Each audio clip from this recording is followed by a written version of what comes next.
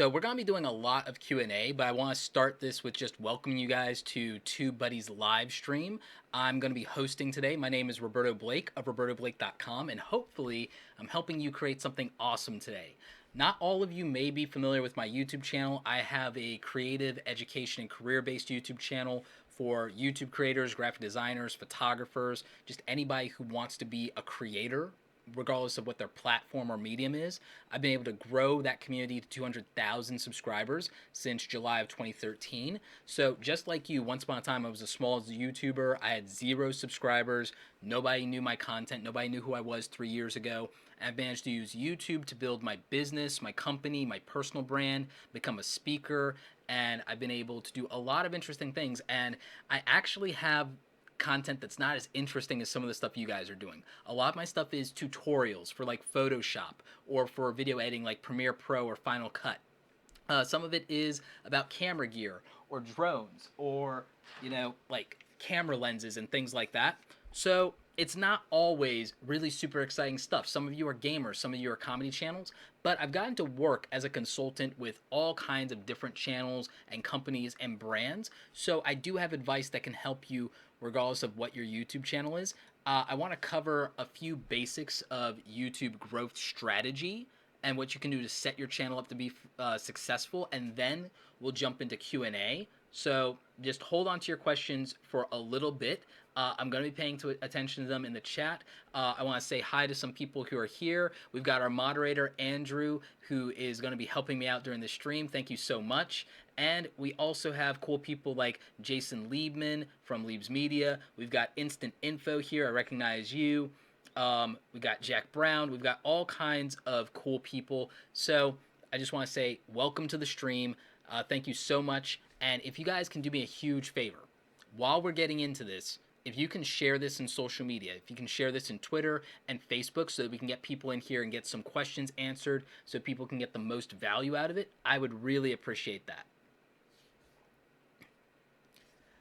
All right, so let's start with what we're discussing in today's topic, which is going to be YouTube content strategy. YouTube content strategy is important because it's not enough to just make YouTube videos. A lot of people just make YouTube videos and then they wonder why their channel's not growing, why they're not getting subscribers. A lot of people think that you need a big YouTuber to shout you out, and it's just not true. You can grow on your own. I didn't have big YouTubers shout me out. Nope, didn't happen. I've helped people by having them on my channel and collab with me, and guess what? It doesn't blow you up overnight. There are people that I've collabed with who have 100 subscribers. They didn't get a whole new 1,000 subscribers just because 10,000 people watched the video we did together. It's not how it works, guys. You have to have a real strategy for your content and who you want to reach. So before you think about someone subscribing to your channel, let's think about what your content is. Why would somebody watch your videos? What are they going to get out of it? It's not enough to believe that someone should watch your content just because you worked really hard on it. That doesn't matter to them. I hate to tell you that, but it's just the truth. I want to be honest about that. So you have to think about what would matter to them. So not all of you are going to watch my content, and you're not going to watch every single video. My view to subscriber ratio isn't always great because I tackle a new topic every single day. It's not consistent in the way that a tech channel would be, or a gaming channel, or a comedy channel, right? When someone comes to your channel, if you're a YouTube gamer, they know that you're going to be playing video games. They know that you're going to be doing that, and that's what they signed up for. When somebody comes to a channel like mine, they might have come because they wanted to learn about YouTube, and I cover that stuff on Fridays. But they may not watch Saturdays because Saturdays I'm talking about other social media platforms and how to build a business. And then on Mondays, I'm talking about creativity and design and branding. So if they came for the Friday content, they may not stay for the Monday content. If you're going to approach a content strategy and you want to get the most view to subscriber ratio, then you will have to really niche down. But that may not work for your personality. I am not a kind of person who can do the exact same thing day in, day out. I will go nuts. I will get bored. My undiagnosed ADD just cannot handle that. So instead of being a YouTuber with a great view to subscriber ratio, I accepted that I would have a wonderful, great community of diverse people and that they will watch the videos that they want to watch. So we have a question here where someone's asking, can you tell me the most efficient way of earning subscribers? Well, that's what I'm getting into right now. It's going to come down to who are you trying to reach. I can't give you a generic answer to how is the most efficient way to get subscribers, because this is why you need a strategy. You need a strategy because it needs to be tailor-made to you as an individual. What works for me, I can give you some of the fundamental things strategically that worked for me, but you will have to apply them to what works for you. The same way you would if I was your fitness trainer and your fitness coach.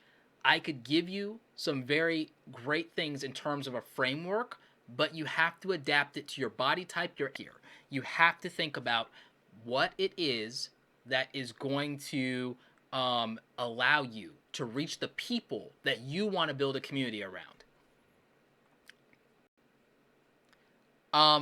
My subscriber, so that's something that I wanted to address here. And again, I am going to answer your questions. Most of this is going to be Q&A for you guys, but I kind of want to take at least another 5 or 10 minutes to get through some foundation points that are really going to help you as far as building out your own strategy. And I will also be answering stuff in the TubeBuddy forums. So yes, there will be some of that going on, and I'll address the different types of YouTube channels and the different types of YouTube channel strategies. So that's something that's going to happen in this live stream. Now, who you're making content for, and if you're the same type of person that you're making content for. If you are somebody who is a gamer, primary example, well, who is going to watch that content and why? What do you need to do to attract and entice them? What would you watch as someone who watches YouTube gamers? If you're a family vlogger, who are you subscribed to and why? I would say look at the channels levels that are what you want to do, and find out, like, let's say you have 1,000 subscribers. Find a channel that is like yours that has 10,000 subscribers.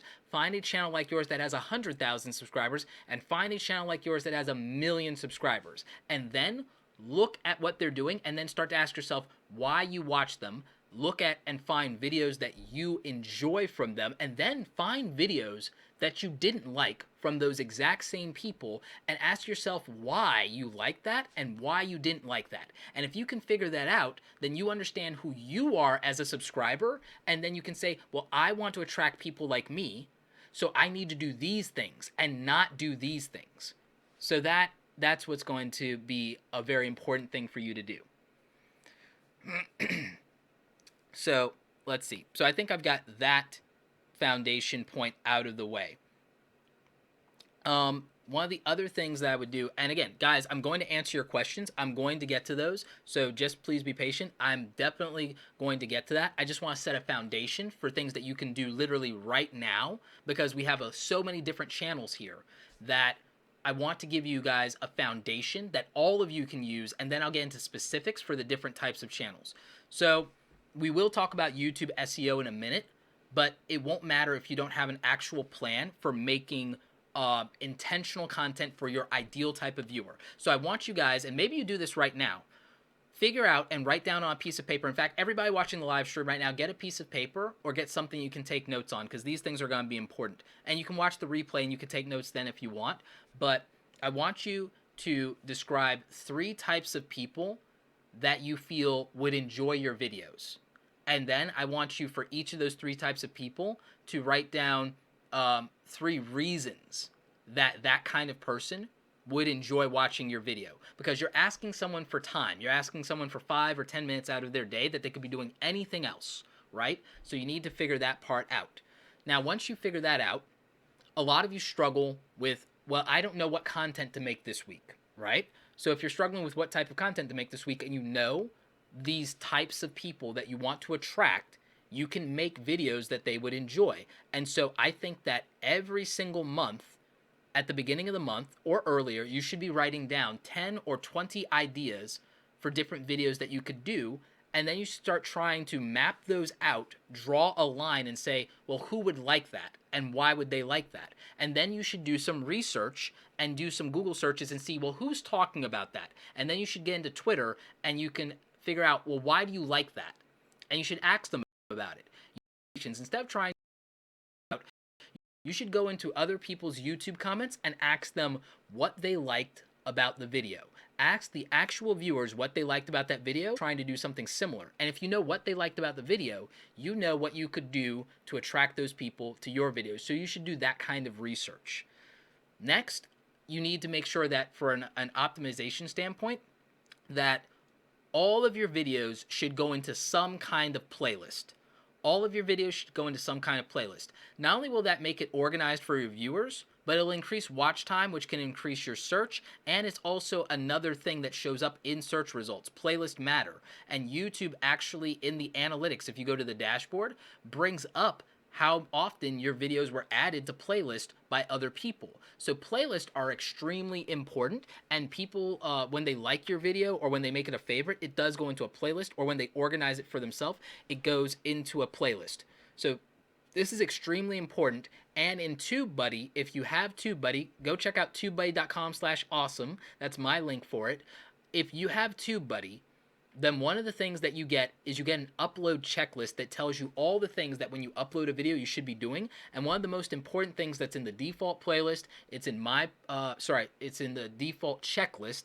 In mine, Daryl Eves, Brian G. Johnson, we all recommend putting your videos into playlist. But here's a tip that someone may never have told you. If you're going to share your videos in social media, share the link to that video from the playlist and not just the video link. That is actually extremely important because you can get people to watch more of your videos. And the more of your videos they watch, the more likely it'll be recommended to them and viewers like them in the YouTube channel homepage. So that's going to be a really important part of your optimization that you may not have ever heard before. So that's why I wanted to give you that tip, because you may never have heard that before. With regard to TubeBuddy, the reason that TubeBuddy helps you is it can help you with that research I talked about.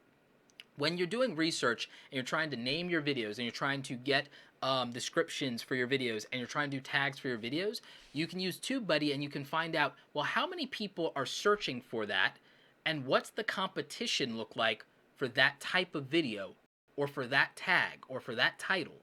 So when you do that, research is actually a really important thing that you can do to optimize your videos. It's what I do to every single video, and I try to focus on getting as many of the tags as I can in there, but afterward, if I get some to rank, I narrow it down to maybe 8 or 10. So that is something that you could really take a look at and that you could do right away.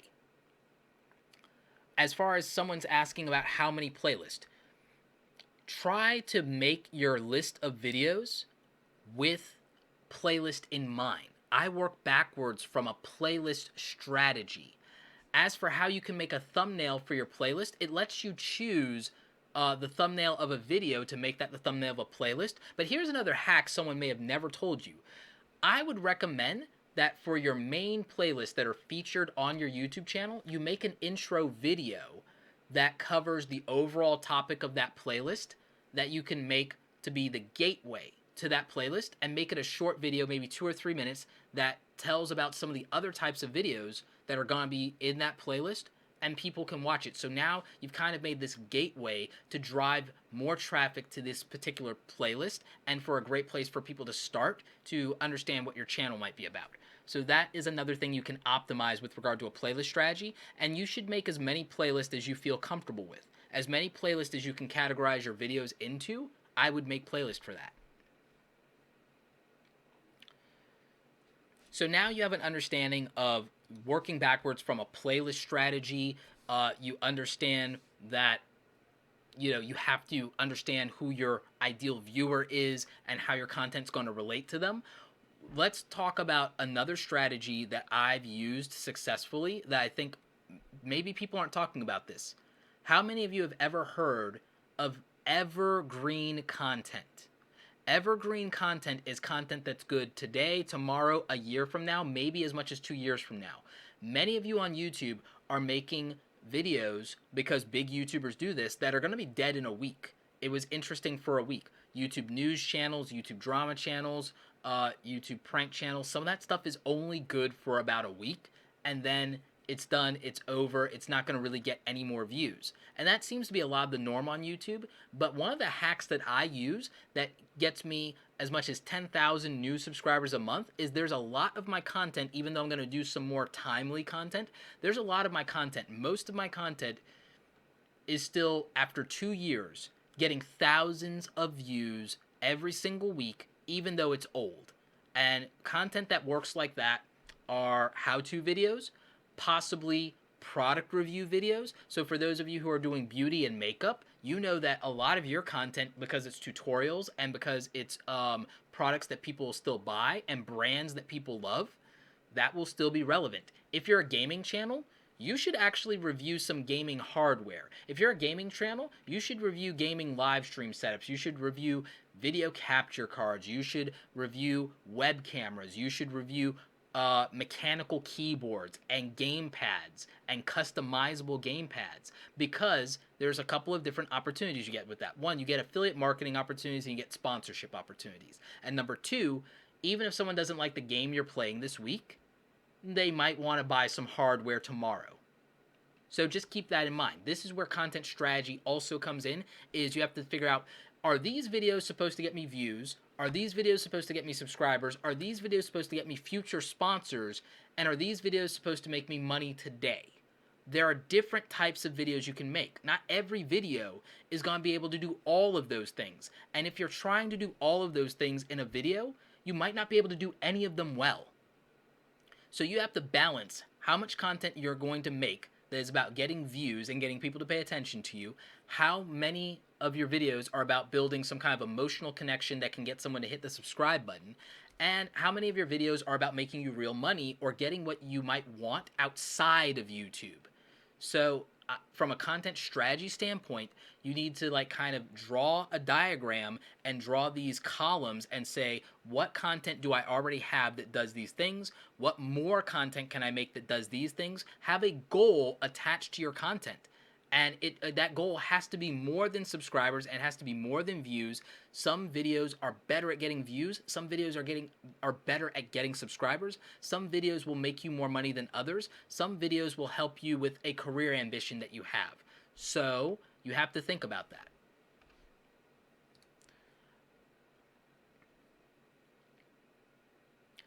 Now, I'm going to take a look at what's happening here in the chat real quick, because I don't want you to think I've been ignoring that. I've been talking about the fact that I'm going to get to as many of your questions as I can, but I wanted to set a really good foundation for as just advice that I can give you that you can just take today and do something with it. But I think I've done that. I think that you guys at least have a very good foundation for that, and I think I've addressed it in a broad way. So let's get into some of your comments here. And I have your comments here popped up on the screen, so you guys should be able to see that. And anyone watching the replay, you can kind of see that in real time. So let's go ahead and jump into a little bit of Q&A. How do you stand out from other family blogs, asks Raising Baby J? So that's a good question.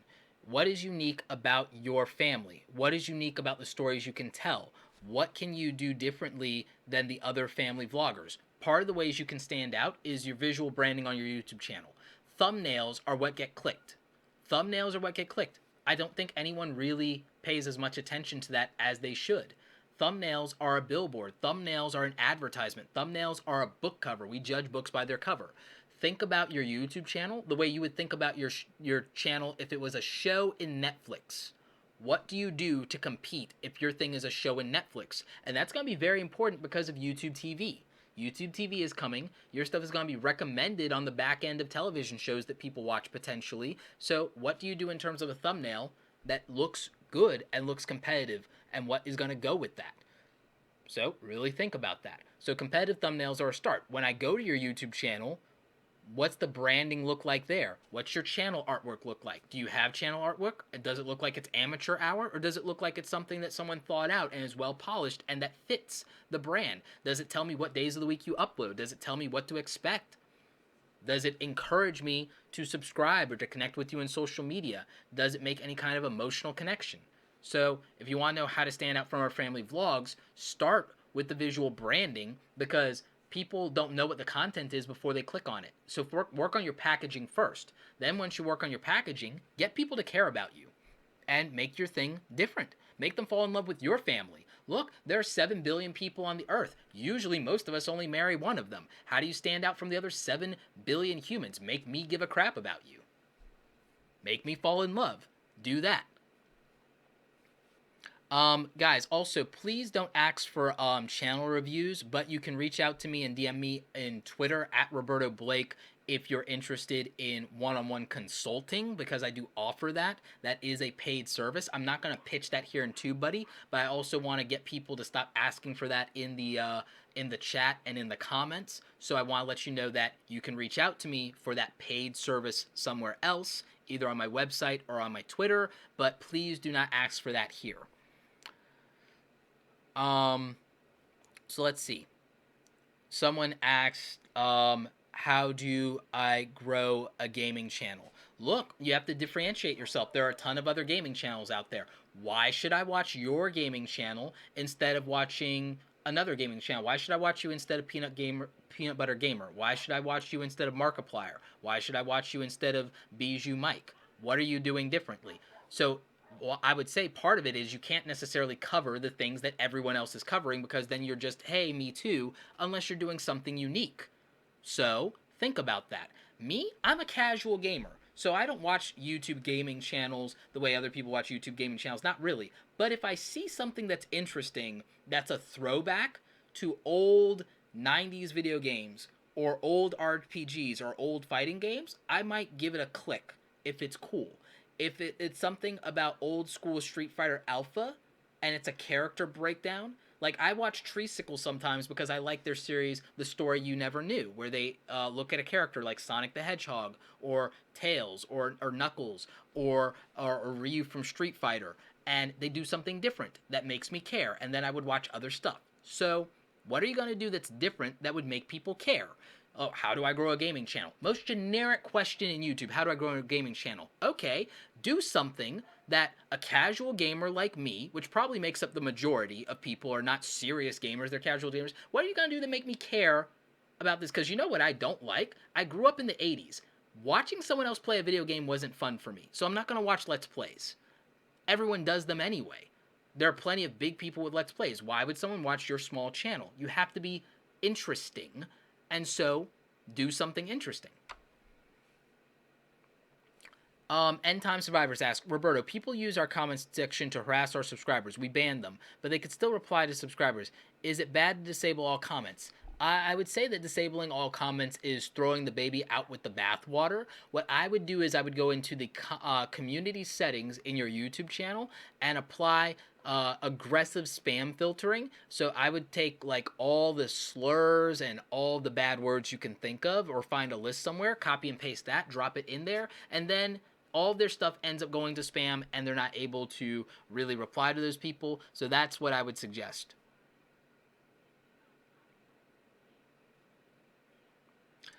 Someone says unique is not guaranteed for growth.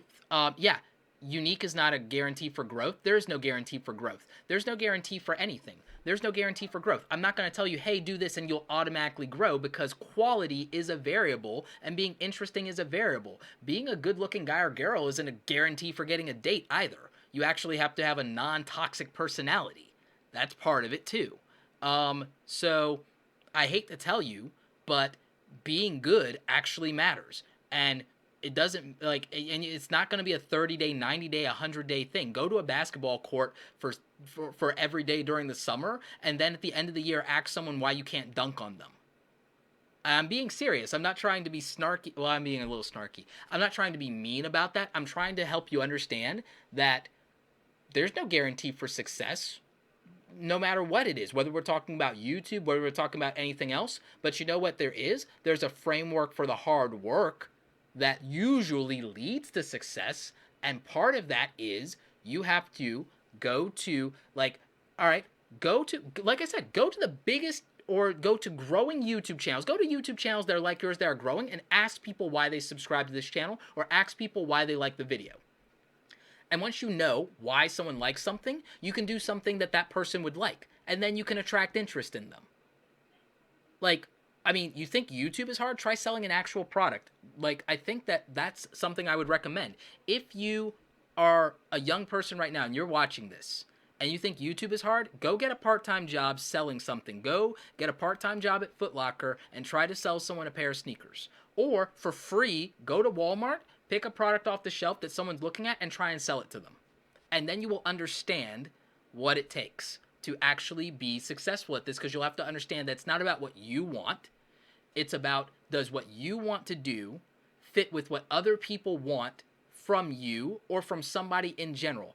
What hole are you filling? You want to do a gaming channel. What is there in gaming that's a hole that needs to be filled? What hole needs to be filled? So that's what I would ask you.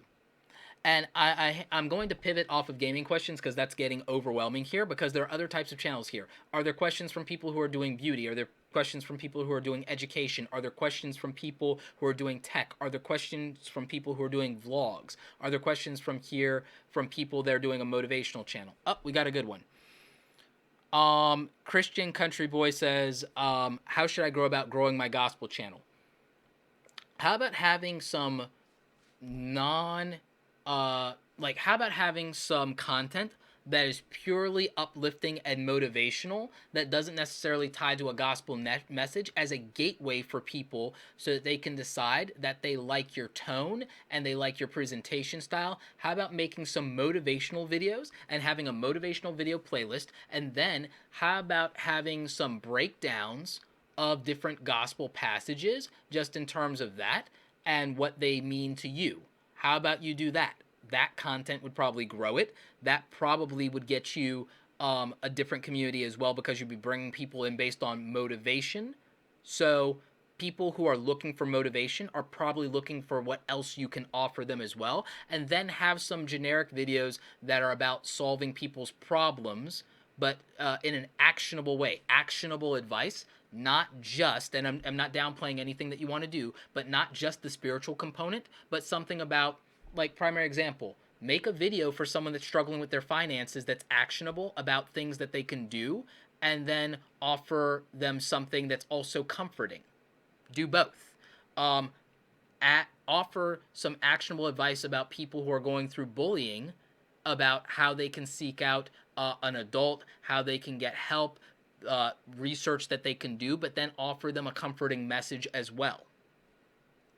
So that you want to know how you grow your gospel channel? Offer value. Offer value that somebody that has a problem, and offer a real solution, an actionable thing that they can do, and then offer them some comfort. That's how I would go about that if I were you. How about creators that are not studio-based? Anything with Angie Media says. If you're not studio-based, cool. Make everything as interesting as possible. Make everything as interesting as possible. Focus on optimization. Have really, really good thumbnails. That's what I would recommend, since I'm not getting more context from you than you're not studio-based. Design Workshop says, educational channel, longer form content or shorter form content? Longer is better watch time, but maybe lower retention. Do not focus on retention over watch time. Focus on watch time over retention. That's number one. 2, do long and short form content. Do both. Short form content is how you get people in the door with a low emotional ask, so they can decide if they like your style, they like your voice, they like your presentation. So go short to use that as gateway material, but do a long form content video if it requires it. If it requires it. And make sure you have a balance of both. I have videos that are 1 minute, and I have videos that are an hour. So give both versions of it. Do breakdowns and let there be a demand for more or for less. Give people both options. Do something that's explain this, and then do a version of it that's explained in 3 minutes or explained in 5 minutes. So do both. On an education channel, do both.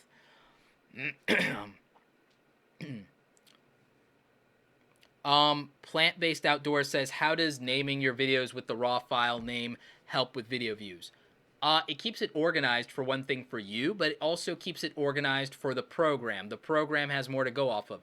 Labeling stuff matters. So label it appropriately. It's not about file name hack for SEO. It's about how does this thing understand what I'm doing if I don't tell it?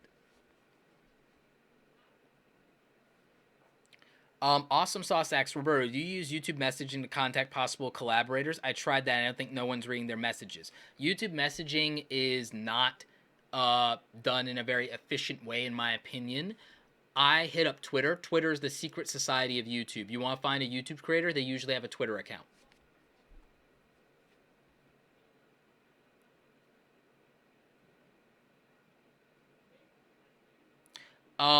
Is a short video 2 to 5 minutes better than a 10-minute video? I want to know that. Ask your viewers. I'm dead serious. Ask your viewers, DJ Eddie. Some people want a short video. Some people want a longer video. Like, a video should be as long as it needs to be and not a minute longer, or as long as someone's enjoying it. We've been going for 30 minutes, and a lot of you have been here from the very beginning. So you tell me, short or better, short or long better. I think that matters. Andrew, I'm gonna need a link to the Google form because people are telling me to check it. I thought we were gonna do that afterward, but I might need a link to that. So if there's something I'm supposed to do with that in real time, I can do it. Let's see. All right. So let me go to that Google Doc because then I can apparently check that for questions.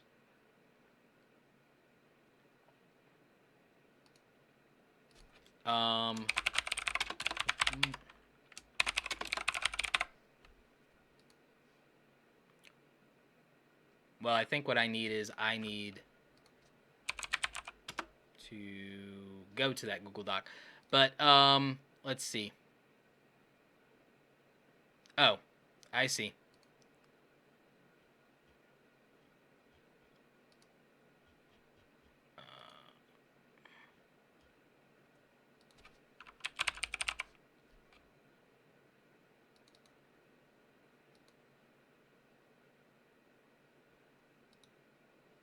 Hey, Andrew, it's taking me to the thing as if I want to ask a question. It's not taking me to where I can view it as if I'm the actual moderator of the Google form. So I think that's the issue.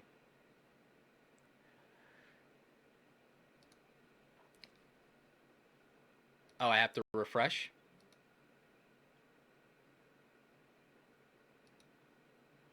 Nope, that's not doing it either.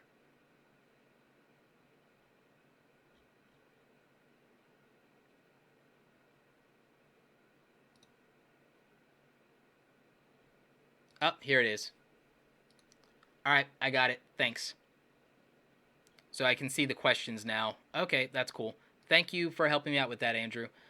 So here's a question. After experimenting with different kinds of content in my niche, the latest one seems to be the most successful. Should one hold on to other content even though they're not that successful? Latest content type is only possible 1x per week. So my answer to that question, because it's a really good one about content strategy, is that you should balance that high performing content with continuing to experiment with easier to produce content, and that's the direction I would go.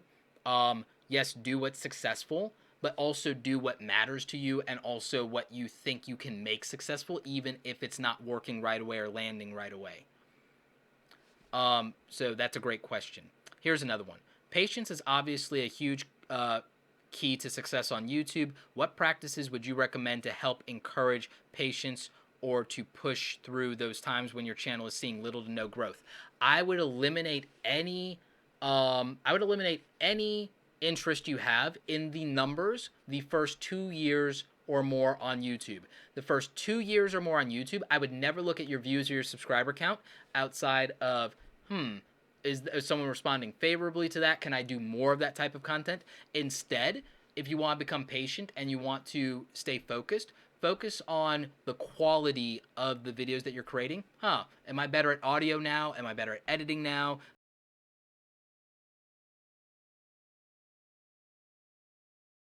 It's about, are you better than your last performance? Are you actually objectively better? Win or lose, sports training is about showing up every day and putting in the work. So I would make YouTube that. So let's see. What are your thoughts on a channel that has more than one focus? Is it possible to serve many audiences from just one channel? I am literally an example of that with like what 206,527 people that all subscribe to me for one reason or another, and I do 7 days a week of different types of topics, 7 days a week, and every single video is different, and one person who subscribed may not watch that video. So it is possible to serve different audiences. I serve no less than maybe 18 different types of avatar, every 18 different types of people. So that's my answer. How can I get noticed? This is a generic question of the day every single day. It's not about getting noticed. YouTube is not about getting noticed.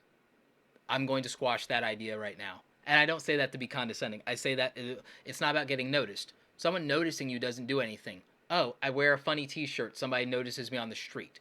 No, it's not about getting noticed. It's about delivering something that's of value to the other person, because it's not about getting noticed. It's about them being interested in you. I can notice you on the street, but not approach you. What are you doing to be approachable? What are you doing that makes me like, wait, I need to go over there. What is that? I need to get that. That matters to me. I care about that. So think about that. Really objectively think about that. It's not about being noticed.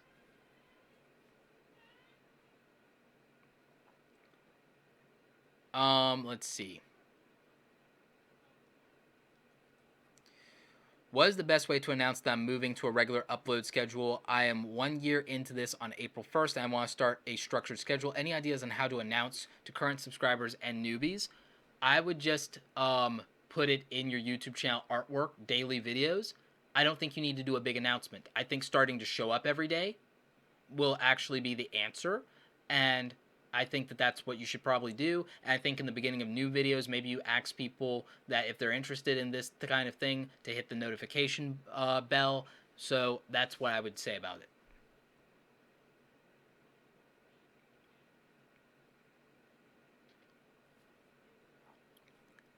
So let's see. I'm scrolling through your questions here.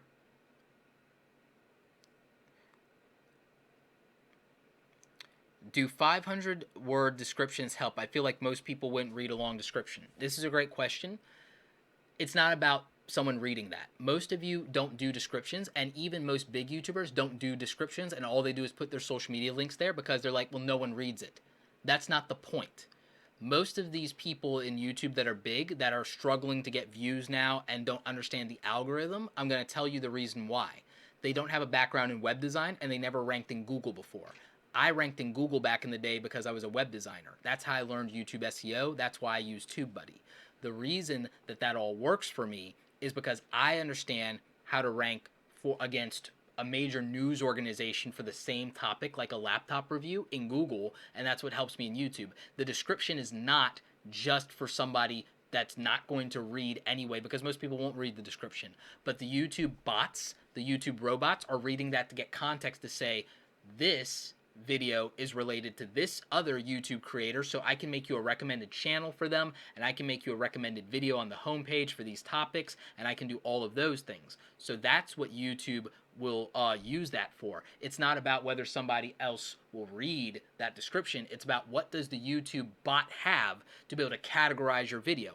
What information does the YouTube bot have to be able to say, you're this type of channel, you're for this type of audience, you're related to these other 20 videos that are getting views, so I can go ahead and give you some traffic from that and put you on the right-hand side. You want to know the hack for being related to other YouTube videos? A title, a good description, a long one, and good tags that make sense, that have words that happen to be in your description and happen to be in your title. Relating all those things together is then how you're going to relate to another YouTube channel that is doing similar things to you, and how you're going to get recommended. And 30% of my YouTube web traffic comes from related videos. And that's 30%. So 30% of my 600,000 views per month, which is going to roughly be about 180. So 180,000 of my views are from other related videos, both on my channel and outside my channel, showing up in that right-hand column for related videos. So that's important. Another 25% is from YouTube search.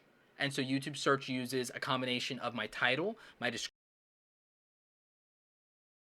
videos on the home page based on user behavior. So that's where the browse features come from. So my titles, descriptions, and tags, when I add it all up, account for 85% of where my views come from.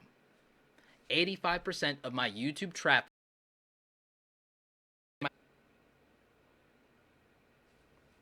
So that would be my advice as to why that matters, and that's why I use TubeBuddy, because TubeBuddy helps me do the research to optimize all of that. It also helps me make sense of my data.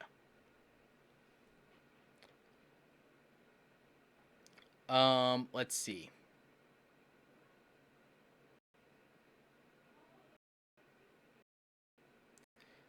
YouTubers' videos with reels, but put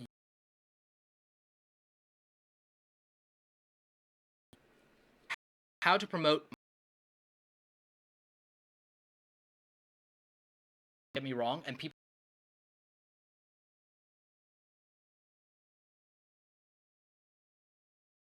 you download sample pack and make different sample pack videos and make individual videos. You could probably get 20 or 30 videos out of this and release them every day for a month, these new videos, and link them over to your SoundCloud and give away some of your music. Make some music that you plan to give away and give it away through SoundCloud, make it Creative Clouders, make it so they can use it commercially, they can use it in YouTube. All they have to do is credit you and put a link to your stuff, right? Your some won't, but they'll all of the free music.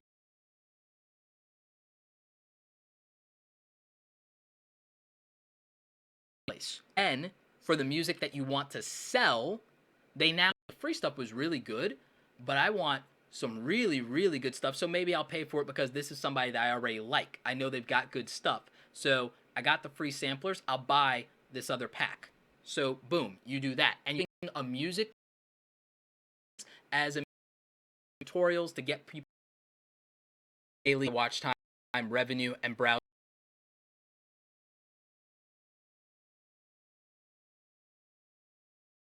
Be bad for you. Only responsible for when they catch that you would have never. Everyone will be. There are no short.